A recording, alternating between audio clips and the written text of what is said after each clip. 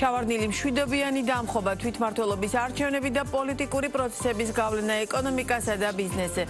Ქალთან თაგარტის პროგნოზით წელს საქართველოს ეკონომიკა 7.9%-ით გაიზრდება, 2026 წელს კი ზრდა 6%-მდე შემცირდება. რაც შეეხება ინფლაციურ მოლოდინებს, საინვესტიციო ბანკის ვარაუდით საშუალო წლიური ინფლაცია წელს 4%-დან იქნება, მიახლოებული მომავალ წელს კი 2.9%-ის დონეზე იქნება. რაც ეროვნული ბანკის 3%-იან სამიზნე მაჩვენებელთან დაახლოებით ახლოს არის. რისი მანიშნებელია ეს მაკროეკონომიკური პროგნოზები, რა გამოწვევები არსებობს და როგორია მოლოდინების სტუმართან ორგანიზაცია პოლიტიკური არჩევანის დამფუძნებელთან რომან კაკულიასთან ერთად ვისაუბრებთ. მოგესალმებით, ძალიან დიდი მადლობა გადაცემაში სტუმრობისთვის.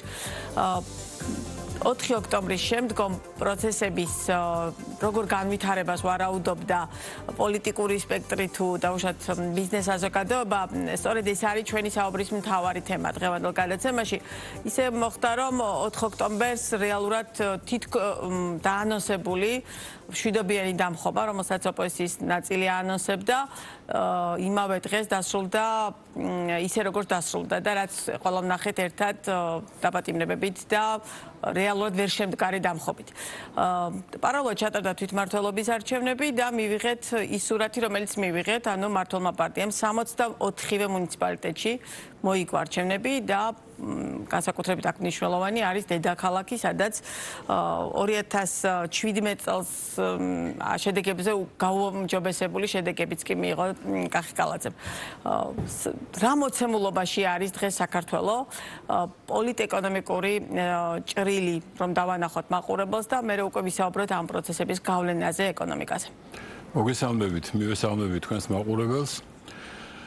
ძალიან სპეციფიურ და საინტერესო მაყურებელს. საქართველოში დღეს არავინ არ არის, ვინც პოლიტიკით არ არის დაინტერესებული და მე ამასთან ერთად რო კიდე ბიზნეს თემებში სიღრმისეულად გინდა იყო ჩახედული, ეს საკმაოდ დიდი გამოწვევაა ჩვენს რეალობაში.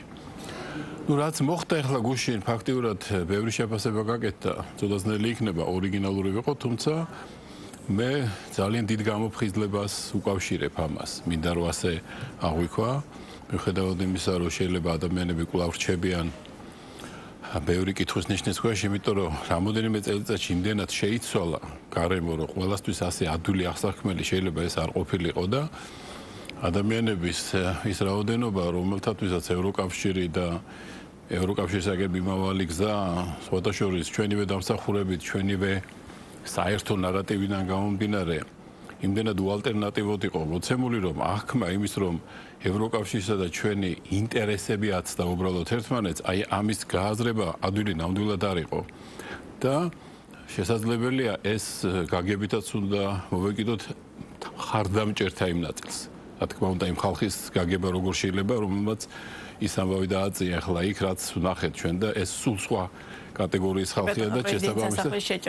ხო, რა თქმა უნდა და ახლა მე მგონი სათანადოდ რაც მიიღებენ ისინი იმას რაც იმსახურებენ. თუმცა ამ ხალხის უკან დგან ადამიანები, რომლებთაც წინაშედაც დგას ძალიან დიდი პარადოქსი ფაქტიურად, აი ევროპული ქვეყნების მათი ნარატივების, მათი თავშად პოლიტიკური შეხედულებები, როგორ შეიძლება და ასე წინააღმდეგობაში მოსულიყო ჩვენთან და უბრალოდ ძალიან ძნელი გასააზრებელია ის, რომ ეს ქვეყნები, რომლებიც როგორც ისინი საკუთარ მოსახლეობასთან მოქმედებენ ქვეყნის შიგნით, როდესაც საქმე ეხება უსაფრთხოებასთან დაკავშირებულ საკითხებს სხვა ქვეყნებთან, ის რომ ავტორიტარული და დემოკრატიული ქვეყნები შეიძლება ერთნაირად იქცეოდნენ უსაფრთხოებასთან დაკავშირებულ საკითხებში, ეს ახლა სიღრმისეულად ჩახედული ადამიანი თუ არა ხარ ამ საქმეში, ძნელი აღსაქმელია და ამას გაგებით უყურებ. მე ამიტომ ეს პერიოდი, რომელიც ახლა უკრაინის ომის მიმდინარეობას ახლდა თან, როდესაც ყოველდღე კიდევ და კიდევ უფრო გასაგები ხდებოდა, ჩემი აზრით ის, რომ ევროკავშირისათვის თავისი გადარჩენის გზაზე უკრაინის ფუნქცია რამდენად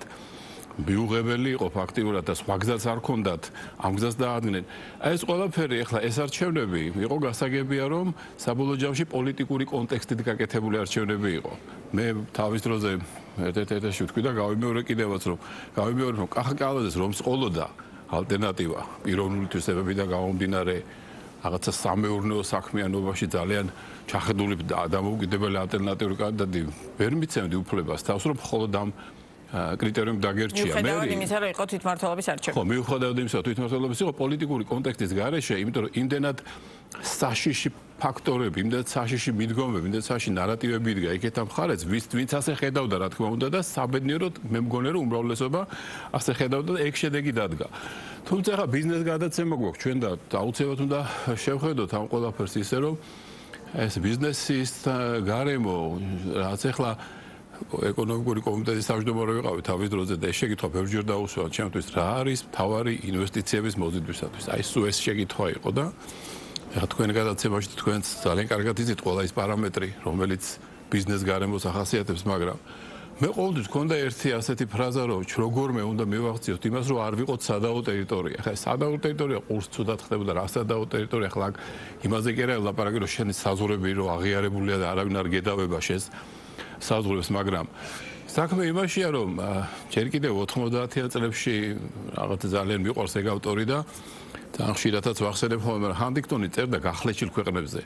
ის წერდა სწორედ იმას, რომ იმ ქვეყნებში, სადაც ეს ლიბერალური ეკონომიკის ელემენტები შევიდა, თან წარმატებულად შევიდა იმ ქვეყნებიდან, რომელსაც ეს წარმატება უკვე აჩვენეს და იქ ამას მოყვებოდა თავისი მენტალიტეტი, მაგრამ თუ ეს მენტალიტეტი მთლიანად არ გახდებოდა დომინანტი იმ ქვეყანაში და გახდებოდა ნახევარი მოსახლეობისთვის, ვინც სარგებლობდა ამ სიკეთეებით, მეორე ნახევარი ძალიან ემიჯნებოდა ამ იდეოლოგიურ შეხედულებას, ეს ხლეჩდა ქვეყნებს.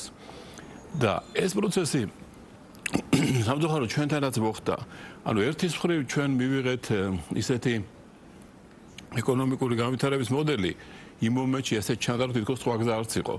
საკუთარი ფული ჩვენ არ გვქონდა, რესურსები ჩვენ არ გვქონდა და თუ შენ გინდა რომ საერთაშორისო ინვესტორებისათვის საინტერესო გახდე, ნუ გასაგებია ახლა ეს თემა, რომ არის თერგის პარამეტრები, იმის დაცვა აუცილებელი იყო.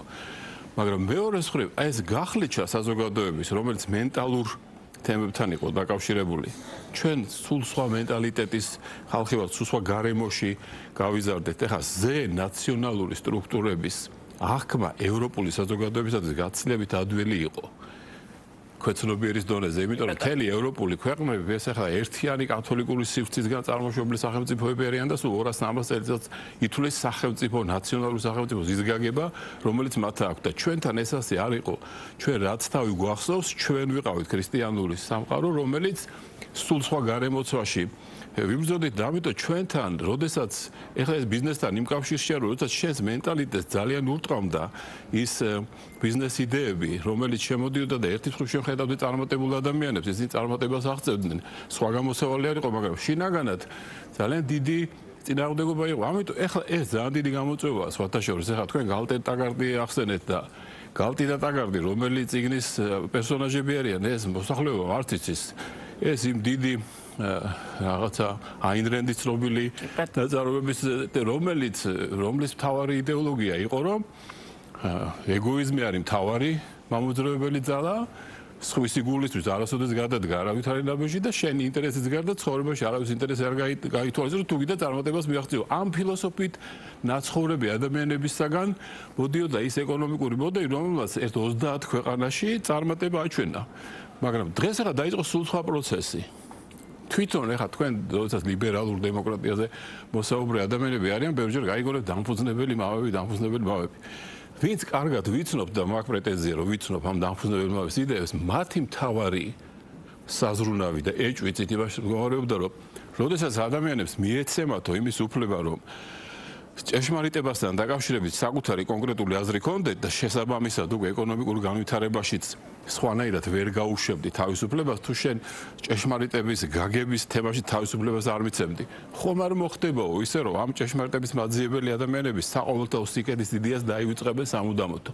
ეს იყო ის მთავარი ეჭვი და განგაში, რომელიც იმ ადამიანებს ჰქონდათ, რომელსაც ერთის მხრივ ნანახი ჰქონდათ, რომ თუ თავისუფლებას არ მიცემდი ამ ყველაფერს ის კლასი, რომელიც წარმოიშვა და რომელსაც ჩვენ ახლა მესამე კლასს უწოდებ, რომელსაც მთელი ეს განმანათლებლობა და ის ეკონომიკა მოყვა და ადამ სმიტი და ეს ყველაფერი, რაც ახლა ჩვენთან უკვე მოვიდა, გინდათ გალტენ ტაკარდის თუ ჩვენი თავისუფალი ბაზრის იმ იდეით, რომელსაც აქ იმუშავა ერთი 30 წელიწადი, აი მთელი ამ ფილოსოფიის უკან მე ამუშავდა ის ყველაფერი, რადგან ისინი იმთავითვე ნერვიულობდნენ. საყოველთაო სიკეთის იდეამ ნელ-ნელა გაიწყო გასვლა იმ სივრციდან, სადაც ეს სიკეთე იყო. პირველ რიგში ეს დაემართათ იმ ქვეყნებს, სადაც გლობალიზაცია დაიბადა. საშუალო კლასი იქ შევიწროვდა პირველ რიგში, ამასობაში ჩინეთმა, ინდოეთმა, იმ ქვეყნებმა, რომლებმაც ტექნოლოგიები და აქედან ძალიან წარმატებულად წაიღეს და ამავდროულად თავიანთი მუშახელი იაფი მუშახელი ნელ-ნელა კვალიფიკაცია შეაძინეს. იმაზე თვითონ შექმნეს ის საშუალო კლასი, გამოვიდა რომ გლობალიზაციის საბოლოო ჯამში ამათ ისარგებლეს. ეხლა ჩვენ რომ დავსვათ შეკითხვა ის რაც მოხდა დღეს საქართველოში, აი ჩვენ რაგდას დავადგეთ. ჩვენს მიმართ ეხლა გარკვეულწილად დამოკიდებულება, ოღონდ გარკვეულწილად არსად არ წავა ჩვენი ტერიტორიის მიმართ ის ინტერესი, რომელიც იყო ძირითადი მოტივატორი ჩვენს მიმართ დამოკიდებულებისა. გასაგებია რომ ვიღაც დემოკრატიაზე გედავებოდა, ვიღაც კიდე რაღაც სხვა რაღაცაზე, მაგრამ თავარი მოტივატორი იყო ტერიტორიის მიმართ ის ინტერესი, რომელიც იმ ადამიანებს და იმ სახელმწიფოებს გააჩნდათ, რომლებიც ჩვენ გვედავებიან. ეს არსად არ წავა.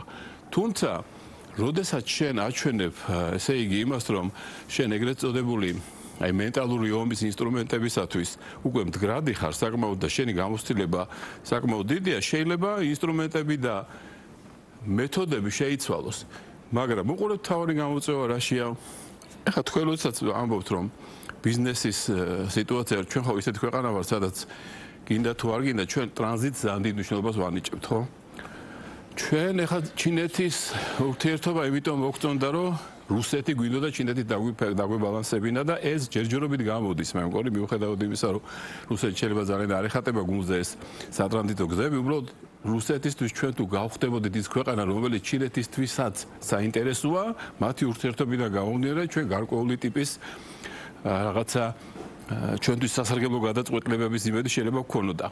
თუმცა რადგან რუსეთთან დაპირისპირება ძალიან ძიმე იყო ამერიკის, ჩვენ გვინდოდა რომ ევროკავშირთან ურთიერთობა და მისი გარდაუვალი ურთიერთობა ჩინეთთან ესეც ყოფილიყო ჩვენთვის ერთ-ერთი ამოსავალი წერტილი, რათა ამერიკასთან ურთიერთობაში ძალიან მარტივად რო თქვა, ევროკავშირი ყოფილიყო შუამავალი, მაგრამ აი ეს ნაწილი მოიშალა. ეხლა რუსეთთან ევროკავშირი იმაზე მეტად დაპირისპირებულია, ვიდრე ნატო და ამერიკა თავის დროზე. ამიტომ აი ჩვენი ეს იმედი აქეთან ნაწილში ევროკავშირთან ურთიერთობა რამდენად გახდება იმ დოზაზე, რომ ჩვენი ბიზნეს სექტორისათვის მიუხედავად იმისა, რომ ხა დიდი სავაჭრო ურთიერთობები თქვენი ცით, რომ ამ აპროქსიმაციას და ყველაფერს დიდი ხანი ვაკეთებდით, მაგრამ ის განცდა და ის რომ საერთაშორისო ბაზრები ღია, ეს ბიზნესს ძალიან მნიშვნელოვანი იყო და ამიტომ აქ ეხლა დიდ ცვლილებას მე სამწუხაროდ არ ველოდები. ერთადერთი ველოდები არჩევნების შედეგები, პოლიტიკური პროცესების ისე განვითარება, როგორიც განვითარდა 4 ოქტომბრის შემდგომ არ იძლევა იმის თქმის საფუძველს, რომ ესეთი მკაცრი რიტორიკა დაუშვათ აღარ იქნება ევროკავშირის სტრუქტურების მხრიდან. ისეთ რა რიტორიკა ყოველთვის არის თავარი მოტივაციების გამოვლინება და მოტივაცია არ შეიცვლება. თავარია ჩვენ რიტორიკის შეცვლა ხო არ გვინდა, ჩვენ მოტივაციის შეცვლა გვინდა. ანუ მოტივაციის შეცვლა ნიშნავს იმას, რომ ჩვენს მიმართ რა ინტერესიც იყო, ანუ ტერიტორია გამოყენებადი იმ პოლიტიკურ პროცესებში, რომელშიც ისინი ჩართული არიან, ეს მოტივაცია თუ შევცვალეთ, ეგ არის ჩვენი მიზანი და ახლა რიტორიკის შეცვლა შეიძლება სხვანაირი რიტორიკა, შეიძლება უფრო საშიშიც გახდეს, ეს რიტორიკა იმდან მეგობრული გახდეს, რომ უფრო დასაფიქრებელი გახდეს, რაიმე სხვა უფრო არ არის. რაბსტოვარია ჩვენ ერთი რამე გაიგო, მე მგონი ჩვენმა საზოგადოებამ, რომ არავით არის მეგობრები, აი ეს სიტყვა უნდა გავიტანოთ საერთოდ, ჩვენი უცხოელი მეგობრები, რაღაცა უნდა დავამთავროთ და იცით რა აზრის განვითარება მინდოდა ხა, როდესაც თქვენ ბიზნესზე და აი ეს შიდა გახლეჩილი ქვეყანა, იმიტომ ახსენე და ჩვენი გამოწვევები რა არის, იცით, ჩვენ რადგან ეროვნულ თემებზე აქცენტს აკეთებს ახლა, ხედავთ, სოფლიოშიც არის ახლა ეს ტრენდი და მთავრობაც დავუშვათ ამ მიმართულებით თავის ნაბიჯებს დგამს, მაგრამ ეს იმას ნიშნავს, რომ თვითონ შინაგანი დამოკიდებულება ბიზნესის წარმოების იმ იდეებისაგან, რომელიც ადრე იყო დომინანტი, ეს კიდევ უფრო დიდი გამოწვევაა შიგნით. ანუ როგორ მოხდეს დაუშვათ კონსერვატორული, ტრადიციული იდეების შერწყმა ეკონომიკის იმ მოდელთან, რომელიც ჩვენ ჯერ კიდევ გვაქვს და რომლის იქითაც ახლა ასე ადვილად არ ჩანს, რაზე გადავეწყობით, ეგ დიდი გამოწვევაა. აქ შეცდომა ხელისუფლებამ არ უნდა დაუშვას, იმიტომ რომ მისი მხარდამჭერი დიდი ნაწილი ადამიანების მათი მენტალური მდგომარეობა გალტენ-ტაგარტის იდეების არ არის. ჩვენი ეკონომიკა გალტენ-ტაგარტის იდეების ეკონომიკა იყო.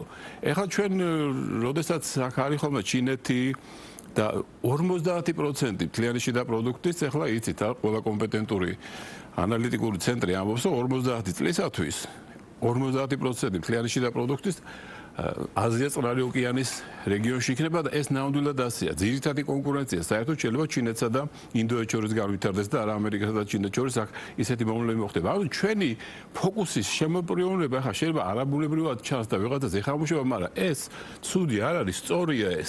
თვითონ ეკონომიკის სტრუქტურა, ბიზნეს საზოგადოება რამდენად მზად არის აი ამ გლობალური ცვლილებებისთვის.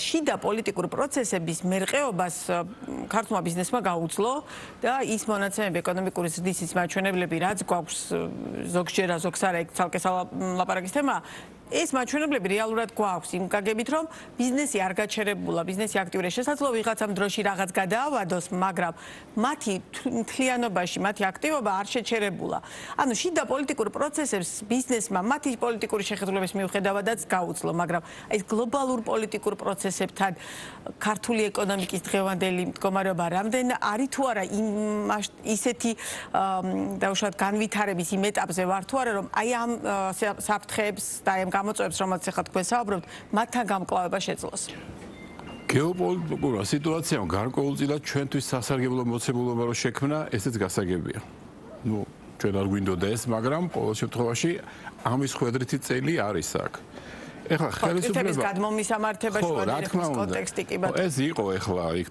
ადამიანების შემოდინებები ბევრი რაღაცა იყო რომელზეც ბევრად მასშტაბურია დღეს ეხლა თუნდაც იგივე გადაზიდვების ნაწილი კი ბატონო თუმცა ეხლა კარგი დახვედრაც უნდოდა ამას და კარგი დახვედრაც მოხდა და საკმაოდ კარგიაც მოხდა ალღოსაღება ამ დღევანდელი სიტუაციისათვის მაგრამ აქ არის ორი თემა არის მოკლევადიანი აი ამ კრიზისის პერიოდში როგორ მოვიქცეთ ეს თემა და როგორ უპასუხოთ იმ ტენდენციებს რომელიც იქნება საომავლო კი ბატონო პრობლემა არის სწორედ ის საომავლო ტენდენციები და ის მენტალური მდგომარეობა საზოგადოების, რომელიც აუცილებელია იმ ეკონომიკისათვის, რომელიც იქნება დომინანტი მომავალში. ანუ პირველი უნდა გამოვისნოთ ჩვენ ეკონომიკური ტრენდი როგორ იქნება სამომავლოდ და მე ყოველთვის ვამბობ ხოლმე ხა რომ იცით რა ის საბაზრო ეკონომიკა მილტონ ფრიდმანის საბაზრო ეკონომეტრა ეხლა აღარ დაბრუნდება მე ამას ესე უყურებ ეხლა ნუ გადასარევი იდეები ქონდა მას და გავიგეთ ეს ყველაფერი მაგრამ აქ ვინც იყო წარმატებული ისინი მაინც ბევრი მათი ნაწილი ამ იდეოლოგიით გაზრდილი ხალხია და ასე უყურებდნენ ბაზრის თემას და ის ქვეყნები რომლებთანაც ურთიერთობის გარეშე ჩვენ ამ წუთას არ აგვაქვს გამოსავალი ისინი სხვანაირად უყურებენ ეკონომიკას ეხლა ეს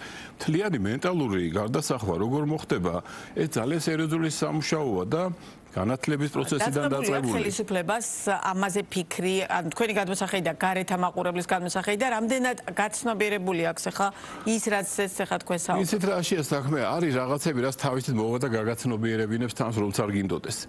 მე უბრალოდ აი ერთადერთი ახლა შეშფოთებას ვერ ვიტყოდი, მაგრამ ახლა ძალიან ისეთი აქცენტის გაკეთება ტრადიციულ ღირებულებებზე, მე პირადად ასეთი ღირებულებების ხარდამჭერი ადამიანი ვარ. მაგის საწინააღმდეგო კი არაფერი არ მაქვს.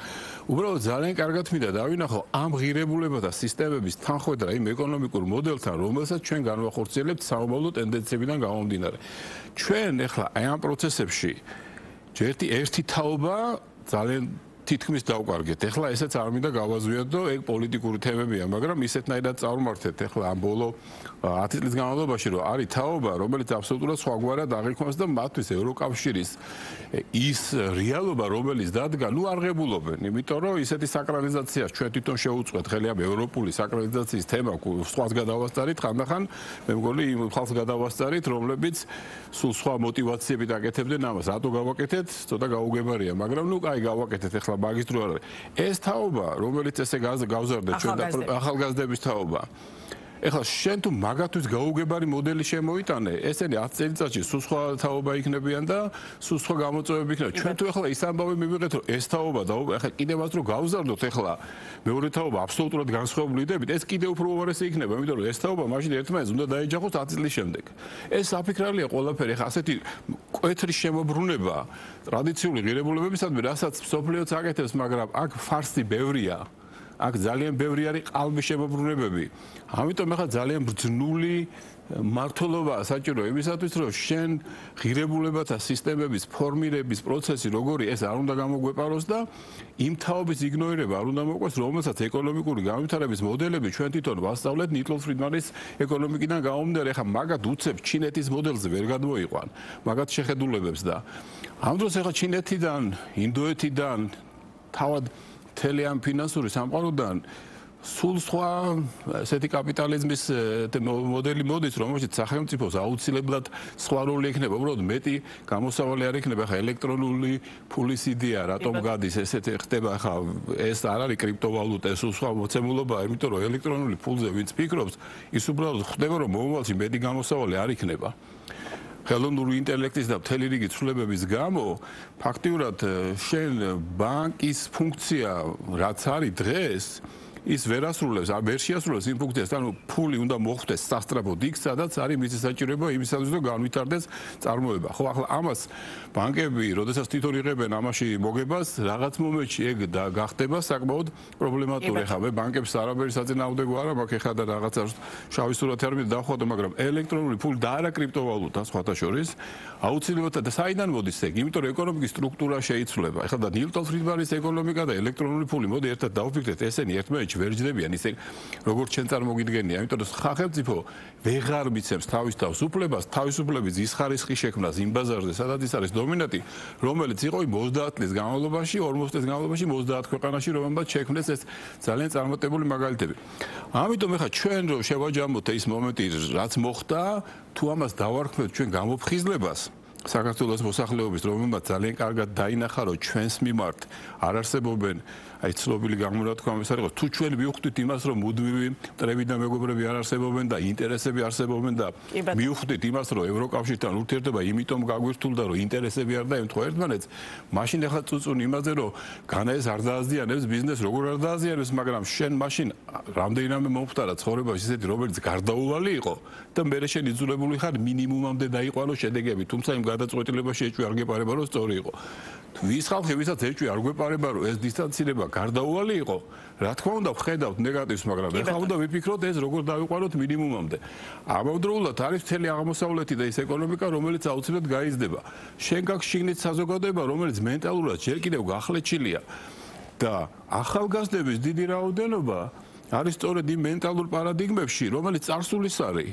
და ეგ ახლა ძალიან დიდი პრობლემაა შენ ამ ხალხს ხელს ხო არ გაუშვებ არა ესენი ჩვენი საზოგადოების წევრები არიან მათთვის ეკონომიკური განვითარება სიტყვა თავისუფლება სულ სხვა რამეს ნიშნავს და აღმოსავლეთი რა ეკონომიკასაც განავითარებს იქ თავისუფლების სულ სხვა გაგება მოდის და აი ეს ფორმატები ახლა ესე თუ დამთავრდება ეს ცეცხლის წაგიდება და ეს უბედურება რაც ახლა ვნახეთ რა მე იმედი მაქვს რომ ახლა არის ეკონომიკური გუნდი კი ეკონომიკური გუნდი ძალიან სერიოზული ყავს ჩვენ სამინისტროში ახლა მე ზოგს ვიცნობ ზოგს შორიდან ზოგს ახლოდან საკმაოდ ისეთი ინტელექტუალური გუნდი ყავს პრემიერსაც ვიცნობ მას ახლა ძალიან კარგი დავამთავრეთ უკვე ალბათ არის 2 წუთი კიდე აი ეს ანტიკორუფციული თემა რაც მან წამოიწყო ეს გაუცილებლად გაგრძელდება ჩემი აზრით თავრობის ეფექტიანობის თემით ეს ძალიან მნიშვნელოვანია. მე ხა, როდესაც უყურებდი ყველაფერს, ძალიან ბევრი რამე ხანდახან არის ხოლმე ცუდი მართლობის და არა ფინანსების უქონლობის გამო.